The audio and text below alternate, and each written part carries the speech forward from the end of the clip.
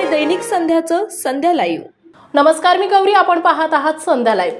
Narayangaon police station meeting hall येथे दिनांक 6 जानेवारी 2024 रोजी सकाळी 11 ते 12:30 वाजण्याच्या दरम्यान पोलीस रायझिंग डे निमित्त राप सबनीस महाविद्यालयाचे 200 विद्यार्थिनींना वाहतुकीचे नियम, पॉस्को कायदा, सायबर गुन्हे, सोशल मीडियाचा गैरवापर आणि स्पर्धा परीक्षा इत्यादींबाबत मार्गदर्शन केले।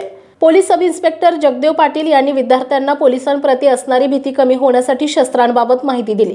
त्यामध्ये प्रामुख्याने SLR rifle, INSAS rifle, pistol, gas gun, machine carbine gun इत्यादी हत्यारांविषयी प्राथमिक माहिती दिली आणि शालेय जीवनातील विद्यार्थ्यांच्या अडीअडचणी आणि सुरक्षा संदर्भातील काही मुद्द्यांवर चर्चा केली आणि मार्गदर्शन केले।